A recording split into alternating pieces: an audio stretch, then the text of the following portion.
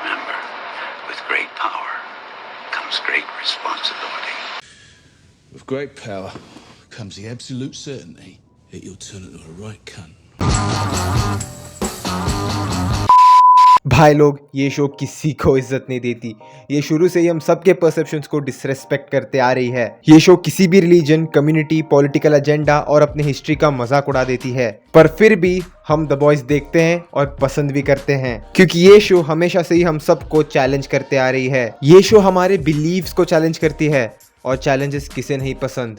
इस शो में दिखने वाला खून खराबा सिर्फ उस वर्ल्ड की ब्रुटैलिटी और टेरर को ही नहीं दर्शाती, बल्कि उस वर्ल्ड की होपलेसनेस को भी हमारे सामने प्रेजेंट करती है।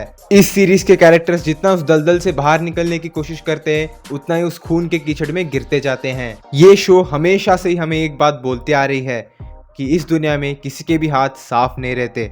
तो मैं हूँ मिस्टर स्ट्रेंज, और चलिए बात करते हैं बॉयज के नए एपिसोड के बारे में। तो the boys season 3 episode 5, the last time to look on this world of lies.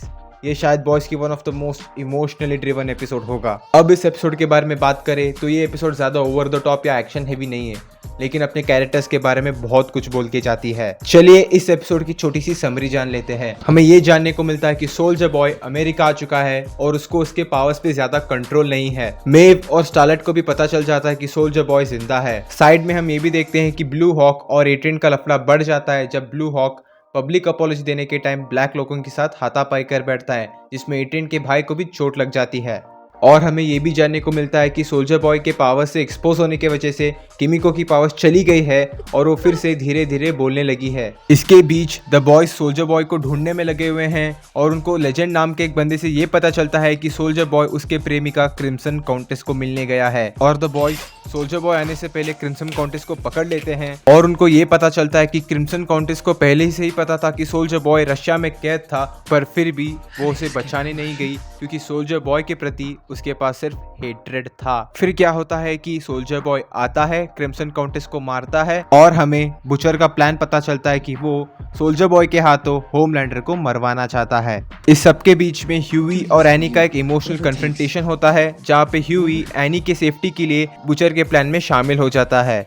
ये सब तो हो गई एपिसोड की बातें, लेकिन अब बात करते हैं मेरे फेवरेट कैरेक्टर होमलैंडर के बारे में। ये सिर्फ एक नार्सिसिस्टिक पैरानॉइड नहीं है, बल्कि एक स्ट्रेटेजिक मास्टरमाइंड भी है। एक मास्टरमाइंड अपने एनिमी को ओवरथ्रो करने के बाद क्या करेगा, उसके एनिमी की पोजीशन पे अपने एक हुक्म के इक्के को रखेगा। और ऐसे ही होमलैंडर स्टैन एडगर को निकालने के बाद उसके जगह पर एशली को रखता है और एक मास्टरमाइंड अपने पावर्स से सब पर कंट्रोल पा लेता है। और ऐसे ही होमलैंडर पूरे बोर्ड मेंबर्स पे कंट्रोल पा लेता है। एक मास्टरमाइंड कभी भी अपने थ्रेट्स को ज्यादा बढ़ने नहीं देता, और वैसे ही होमलैंडर सुपरसोनिक को मार देता है और क्वीन मेव को न्यूट्रलाइज करवा देता है। और एक मास्टरमाइंड हर एक टेरिटरी में अपने एक ट्रस्टी बंदे को रखता है। और ऐसे ही होमलैंडर डीप को क्राइम एनालिटिक्स का हेड बना के क्राइम एनालिटिक्स का भी कंट्रोल ले लेता है। ये बंदा अब किसी से भी नहीं डरता, क्योंकि इसके पास खोने के लिए कुछ है ही नहीं, और अगर ये चाहे तो किसी से भी सब कुछ छीन सकता है। जैसे जैसे इस शो के कैरेक्टर्स आगे बढ़ते जा रहे हैं, ये शो अपने सुपर ह्यूमन कॉन्सेप्ट को ऐसे ही नीचे खींचती आ रही है। पहले सीजन में सुपर हीरो पावर्स एक हायरार्की को रिप्रेजेंट करता था, ह्यूमंस और सुपर ह्यूमंस के बीच में एक लाइन ड्रॉ करता था, और यही दूसरे सीजन में एक पॉलिटिकल इशू बन जाता है। To level the playing field,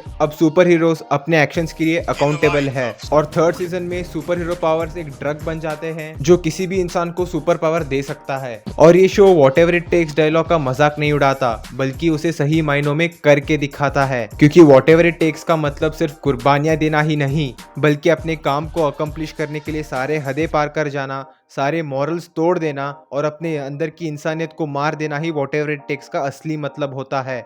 ये एपिसोड हमें एक सीख दे के जाता है कि अगर तुम्हें पाप को मिटाना है तो तुम्हें पापी बनना पड़ेगा। And that was the video, guys. If you like this video, please hit the like button and subscribe the channel. Do follow me on Twitter and Instagram. This is Mr. Strange, and I'll be seeing you in the next video.